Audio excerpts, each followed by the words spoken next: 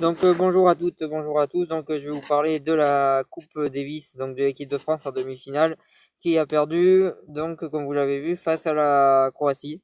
Donc déjà ils ont perdu face à un grand Silic qui a gagné tous ses matchs. C'est vrai qu'on peut pas inquiétant que les Français perdent dès qu'il y a un grand joueur en face, mais si on regarde bien, l'année dernière, Murray gagne la coupe Davis avec la Grande-Bretagne en grande partie grâce à lui. Je pense que sans lui, il gagnait pas, donc on sait qu'un grand joueur, enfin même si Silic n'est pas du niveau de Murray, mais qu'un grand joueur est important dans une coupe Davis et qui peut faire changer toute la donne. Donc voilà sur ça. Je pense pas qu'on voilà. Après, on a vu donc le premier match Gasquet qui gagne, qui l'emporte le premier match, donc ça commençait bien. Après, il y a Lucas Pouille qui s'est battu tant bien que mal face à Silic. Il a pris un set, mais il a perdu. La grosse déception pour moi, c'est le double, parce qu'on aurait dû tout miser sur le double. On a un double qui a déjà gagné des grands chelems, il me semble, emmené par Mahut, une très bonne équipe de double, et je trouve ça dommage qu'ils perdent là. Les JO déjà ils avaient perdu, mais ils ont beaucoup de talent et ils avaient rien à envier à l'équipe d'en face, et je trouve que c'est vraiment du gâchis de perdre dessus, surtout qu'on savait que les deux matchs de simple de Chilich étaient pas perdus d'avance. Je pense qu'on aurait dû se concentrer plus sur ce match parce qu'il était gagnable et on aurait dû le gagner. Et, euh, et donc c'est une grosse déception sur ce double que finalement on aurait dû l'emporter. Pour moi, le double, si on gagne pas, on n'a aucune chance d'aller en finale après. Bah, je me suis pas trompé, on n'a pas gagné, enfin ils ont pas gagné, on va pas dire on non plus, je fais pas partie des joueurs, mais je fais partie de la France. Donc ils ont pas gagné, et, euh, et donc du coup, derrière, après, c'était compliqué de gagner face à Silic. Donc on a vu que Gasquet était dépassé par le niveau de Silic. Il a été au-dessus de lui il a été au-dessus de lui largement sur les deux premiers sets. Le troisième a été un petit peu plus serré, mais globalement il a été largement au-dessus de lui. Donc voilà. Et pour dire qu'il a fait trois matchs, il était plus en forme que Gasquet qui en a fait que deux, donc gros problème de mes côtés de Gasquet. Et, euh, et voilà sur ça. Donc c'est bien sûr décevant ce résultat. Je pense que s'ils auraient gagné le double, ils auraient pu gagner parce que pour moi le double était encore une fois, pour moi c'est la grosse déception double. Je pense que ils auraient dû se dire, en gagnant le double et deux matchs où Silic ne joue pas, ça fait 3 points. Ils auraient dû tout miser sur ces 3 points, même si Silic, tu sais que s'il est dans sa forme normale, normalement tu devrais perdre. Donc là-dessus, euh, c'est un peu comme, euh, c'est un peu comme finalement quand on a joué contre la Serbie. Je pense qu'il y avait moyen de passer. Il y a les deux matchs que Covid joue. Tu sais que normalement tu vas les perdre.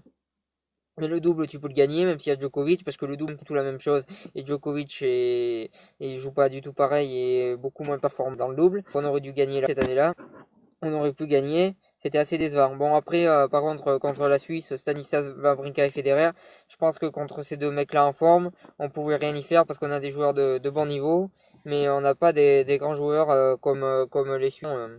Voilà, on a beaucoup de joueurs de bon niveau, mais on n'a pas de joueurs de très grand niveau. Et c'est ce qui nous fait perdre systématiquement en Coupe Davis, qui est une compétition qui est un peu sautée, mais ça reste pour moi la compétition la plus grande derrière les games, à peu près au même niveau que les Jeux Olympiques, niveau important.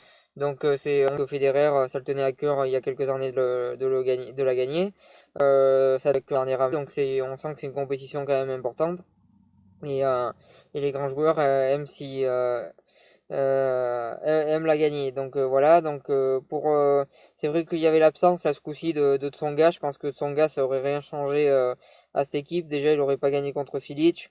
Tsonga c'est pareil, c'est un bon joueur, mais c'est pas un très grand joueur. Il est en dessous de Silic, je pense. C'est un joueur sur qui je compte plus franchement parce qu'il arrive jamais vraiment à passer le cap. Je pense qu'il le passera pas. Je pense qu'il gagnera pas de grand chelem dans sa carrière. Il gagnera peut-être la Coupe Davis et j'ai des gros doutes. Mais il gagnera pas de grand chelem pour moi, hein, ça c'est sûr. Donc Donc c'est assez décevant ce de son gars. Donc je pense que ça aurait rien changé. Après mon fils, la polémique sur mon fils, moi je tiens quand même à dire que la question est-ce qu'on peut, je sais pas si vous avez vu hier sur le site de l'équipe, donc il y avait une question, est-ce qu'on peut se passer de mon fils en Coupe Davis? Bah pour moi non, parce que l'effectif qu'on a à l'heure actuelle en Coupe Davis, pour moi mon fils c'est le seul qui se bat, bon là il était pas là, mais c'est le seul qui se bat, c'est le seul qui donne tout, peu importe contre qui il est, c'est le seul qui a vraiment la niaque, c'est le seul aux Jeux Olympiques qui a fait quelque chose, qui a été jusqu'en quart et qui a perdu face à Nishikori en jouant du même niveau, ça joue à grand chose, c'était un match, un gros match avec deux joueurs à peu près du même niveau. Donc voilà, mon fils c'est un joueur qui se bat sur le terrain. Donc pour moi non, on peut pas se passer d'un tel joueur. Et pour moi se passer de mon fils, ça serait pour moi, se passer de mon fils, ça serait une erreur parce que c'est vraiment le joueur qui peut vraiment apporter du peps et de l'énergie à son équipe. Même si un certain journaliste américain avait décidé de dire à l'Open Australie que c'était à l'US Open, pardon, donc en Amérique, qui est de dire que c'était pas, il se comportait pas comme un joueur professionnel. Je pense qu'il ferait mieux ce journaliste à le souligner lui. Des joueurs américains qui eux ne gagnent rien depuis pas mal non plus, qui ont des plus faibles. Le meilleur joueur c'est Isner. Je pense que Isner s'il l'a fait, je pense qu'il serait même pas là où il est aujourd'hui. Donc lui il mise tout sur sa taille alors que les joueurs eux ont du talent. Contrairement à lui qui en a très peu. Donc voilà, on a quand même des joueurs pas trop mal. Après je sais pas si on peut gagner une Coupe Davis un jour. Juste une parenthèse sur Noah, je pense pas qu'il soit responsable de cette défaite. Il peut pas non plus changer les joueurs. Voilà, s'il y a des joueurs meilleurs en face que tu peux entrer, quand tu es entraîneur de tennis, tu peux faire progresser un joueur. Je suis pas sûr que tu puisses faire gagner une équipe en tennis parce que c'est un sport individuel à la base. Donc je suis pas sûr que tu puisses faire gagner une équipe en tennis en étant entraîneur. Je suis pas sûr que l'entraîneur change la donne. Mais voilà, en tout cas, je pense pas qu'on puisse lui reprocher grand chose, sauf s'il sélectionne pas mon fils dans l'avenir. Là, on pourra lui reprocher parce que, comme je dis, pour moi, on peut pas se passer d'un tel joueur dans l'équipe. Après, on a aussi Lucas Pouille, un jeune joueur qui est peut-être sur le point de confirmer. Donc on va voir s'il va confirmer, s'il va devenir un très grand joueur ou pas. C'est vrai que sur lui, on peut peut-être se dire qu'à l'avenir, il peut gagner un grand chelem. C'est trop tôt pour le dire pour l'instant. Lui, on peut compter sur lui. Je pense qu'ils gagneront pas de grand chelem. En tout cas, j'ai pas grand espoir. Ça serait vraiment une surprise qu'il y en ait un qui gagne. Donc voilà, je pense que le seul espoir vraiment pour l'avenir, lui. En bas, j'espère avoir tort pour les autres et qui gagneront des grands chelems, mais on verra. J'espère que vous avez aimé cette vidéo. Du coup, la Coupe Davis pour l'équipe de France est finie et je vous souhaite une bonne continuation.